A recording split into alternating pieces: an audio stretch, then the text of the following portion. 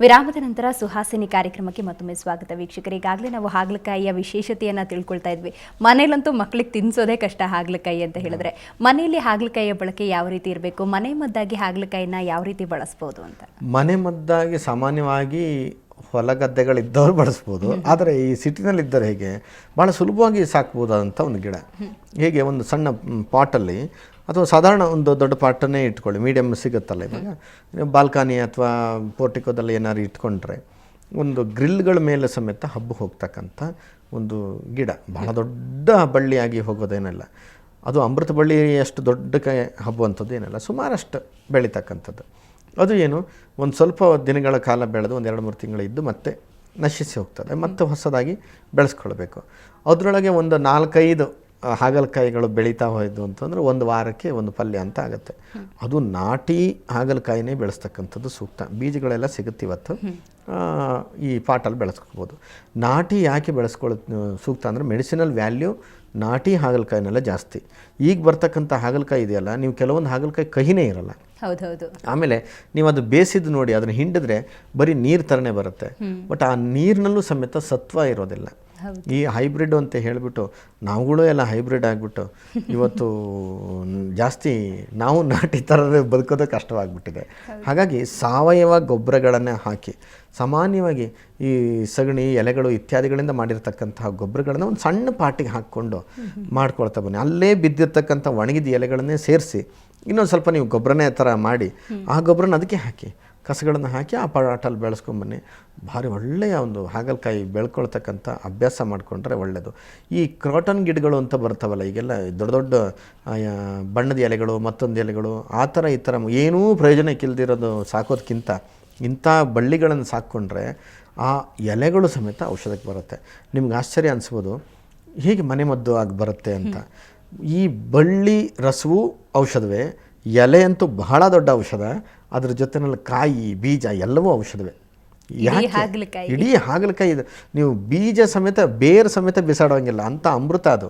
ಯಾಕೆಂತಂದರೆ ಈ ಎಲೆನ ನೀವು ಏನಾದರೂ ಒಂದು ಸಣ್ಣ ಗಾಯ ಆಯಿತು ಅಂತ ಇಟ್ಕೊಳ್ಳಿ, ಆ ಗಾಯ ಆದಾಗ ಆ ರಸವನ್ನು ಹಿಂಡಿಬಿಟ್ಟು ನೀವು ಅಲ್ಲಿ ಕಟ್ಟಿಬಿಡಿ, ಅದೇ ಎಲೆನ ಜಜ್ಜಿಬಿಟ್ರು ಆ ರಸನ ಅದ್ರ ಮೇಲೆ ಹಿಂಡಿ ಆ ಎಲೆನ ಇಟ್ಟು ಹಾಗೆ ಬಟ್ಟೆ ಕಟ್ಟಿ, ಎಷ್ಟು ಚೆನ್ನಾಗಿ ರಕ್ತ ನಿಂತು ಹೋಗ್ಬಿಡುತ್ತೆ. ಇಮ್ಮಿಡಿಯೇಟಾಗಿ ರಕ್ತ ಹೆಪ್ಪುಕಟ್ಟತಕ್ಕಂಥ ಗುಣ ಇದೆ.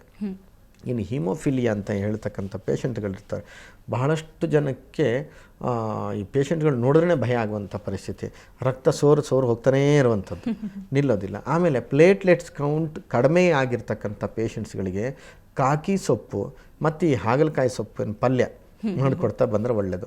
ಇಲ್ಲಾಂತಂದ್ರೆ ಅವೆರಡನ್ನೂ ಮಿಕ್ಸಿಗೆ ಹಾಕಿಬಿಟ್ಟು ಗ್ರೈಂಡ್ ಮಾಡಿ ಆಮೇಲೆ ಹಿಂಡಿಬಿಟ್ಟು ಆ ರಸವನ್ನು ಪ್ರತಿನಿತ್ಯ ತಗೊಳ್ತಾನೆ ಬನ್ನಿ. ಸಾಧಾರಣ 3 ತಿಂಗಳಾದ ಮೇಲೆ ಪ್ಲೇಟ್ಲೆಟ್ ಕೌಂಟ್ಸನ್ನು ನೋಡಿ, ಎಂಥ ವಿಚಿತ್ರ ಅನಿಸುತ್ತೆ. ಯಾಕೆ ಇದನ್ನು ಹೇಳ್ತಾ ಇದ್ದೀನಿ ಅಂತಂದರೆ ಬಹಳಷ್ಟು ಪೇಷಂಟ್ಸ್ಗಳು ಇದ್ದಾರೆ ಇವತ್ತಿನ ದಿವಸ, ಆ ಪ್ಲೇಟ್ಲೆಟ್ಸ್ ಜಾಸ್ತಿ ಆಗೋದಕ್ಕೆ ಮೆಡಿಸಿನ್ ಇಲ್ಲ. ಇದು ವಿಚಿತ್ರ. ಆದರೆ ನಿಸರ್ಗ ನಮಗೆ ಕೊಟ್ಟಿರುತ್ತೆ, ಮಾಡ್ಕೊಳ್ಳೋದಕ್ಕೆ ನಮ್ಗೆ ಸೋಮಾರಿತನ ಆಗಿಬಿಡುತ್ತೆ.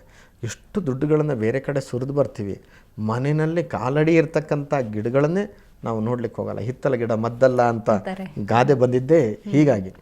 ಆಮೇಲೆ ಈ ಸುಮ್ಮನೆ ಮನೆಯಲ್ಲಿ ಇದ್ದಾಗ ಈ ಅದರೊಳಗೂ ಲೇಡೀಸ್ಗಳಿಗೆ ಜಾಸ್ತಿ, ಮನೆಯಲ್ಲಿರ್ತಕ್ಕಂಥ ಹೆಂಗಸರು ತೆಗಿ ಸುಮ್ಮನೆ ಅವರು ಎಷ್ಟೊತ್ತಿಗೂ ಊಟ ಮಾಡೋದು. ಕೆಲವರಿಗೆ ವ್ರತಗಳು ಜಾಸ್ತಿ, ಪೂಜೆ ಪುನಸ್ಕಾರ ಅಂತ ಉಪವಾಸಗಳು ಮಾಡ್ತಕ್ಕಂಥದ್ದು.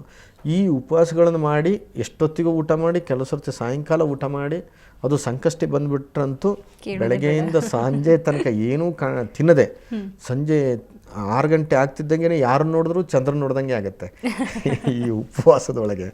ಆಮೇಲೆ ಸಂಜೆ ಮೇಲೆ ಏನಾದ್ರು ತಿನ್ನಕ್ಕಂತ ಹೋಗಿರ್ತಾರೆ, ಸಿಕ್ಕಾಪಟ್ಟೆ ಗ್ಯಾಸ್ಟ್ರೈಟಿಸ್ ಆಗಿಬಿಡುತ್ತೆ, ಅಸಿಡಿಟಿ ಜಾಸ್ತಿ ಆಗಿಬಿಟ್ಟು ಹೈಪರ್ ಅಸಿಡಿಟಿ ಆಗಿ ಸುಮ್ಮನೆ ತೇಗೋದು.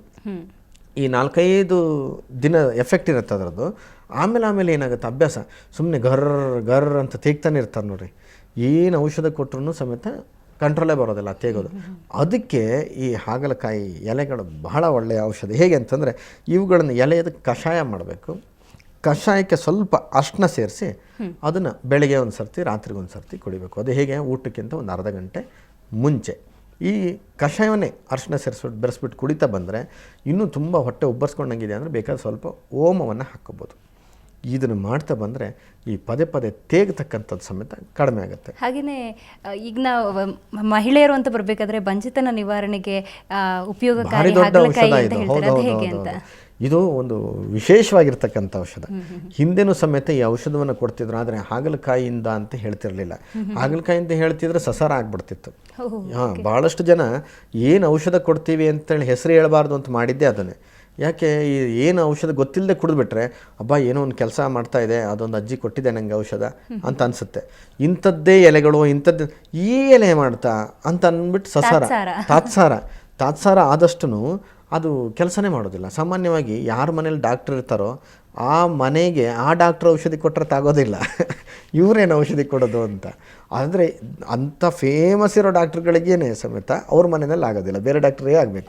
ಜ್ಯೋತಿಷಿಗಳಿಗೂ ಅಷ್ಟೇ, ಇವರೆಲ್ಲ ಶಾಸ್ತ್ರ ಹೇಳಿದ್ರೆ ಆಗೋದಿಲ್ಲ. ಅದು ವಿಜ್ಞಾನಿಗಳಿಗೂ ಅಷ್ಟೇ, ವಿಜ್ಞಾನದ ಬಗ್ಗೆ ಹೇಳಿದ್ರೆ ಆಗೋದಿಲ್ಲ. ಅದೇ ರೀತಿಯಾಗಿ ಈ ಹಾಗಲಕಾಯಿಗೂ ಅಷ್ಟೇ ಪಾಪ. ಯಾಕೆಂತಂದರೆ ತಾನು ಔಷಧ ಮಾಡಿ ತಾನು ಬಂಜೆತನ ನಿವಾರಣೆ ಮಾಡುತ್ತೆ ಅಂತಂದರೆ ಎಷ್ಟೋ ಬಂಜೇರೇ ನಂಬಲಿಕ್ಕಿಲ್ಲ.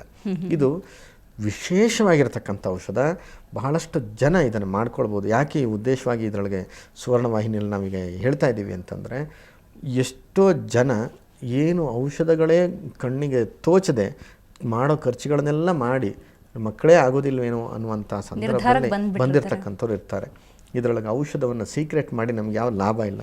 ಆದರೆ ಈ ಔಷಧವನ್ನು ಹೇಳೋದ್ರಿಂದ ಭಾಳಷ್ಟು ಜನರಿಗೆ ಅನುಕೂಲ ಆಗುತ್ತೆ ಅಂತಂದರೆ ಔಷಧ ಕಲ್ತಿದ್ದಕ್ಕೆ ಸಾರ್ಥಕ ಆಗತ್ತೆ ಅಂತೇಳಿ ಇದನ್ನು ಹೇಳ್ತಾ ಇದ್ದೀವಿ. ಇದು ಹೇಗೆ ಅಂತಂದರೆ, ಈ ಹಾಗಲಬಳ್ಳಿಯ ಎಲೆಯನ್ನು ಸಾಧಾರಣ 1 ತೊಲದಷ್ಟು ಈ ಎಲೆಯ ರಸ ಜೊತೆಯಲ್ಲಿ ಮೆಣಸಿನ ಕಾಳು ಮೆಣಸು ಅಂತೀವಲ್ಲ, ಪೆಪ್ಪರ್, ಒಂದು 10-12 ಕಾಳು ಮೆಣಸು, ಒಂದು 5ರಿಂದ 6 ಎಸಳು ಬೆಳ್ಳುಳ್ಳಿ, ಇವುಗಳನ್ನು ಚೆನ್ನಾಗಿ ಅರೆದುಬಿಟ್ಟು ಒಂದೇ ಒಂದು ಚಮಚ ಎಳ್ಳೆಣ್ಣೆನ ಬೆರೆಸ್ಬಿಟ್ಟು ಅದನ್ನೊಂದು ಪೇಸ್ಟ್ ಥರ ಬರುತ್ತೆ, ನೀರು ಹಾಕ್ಕೊಂಡು ಕುಡಿಬೇಕು.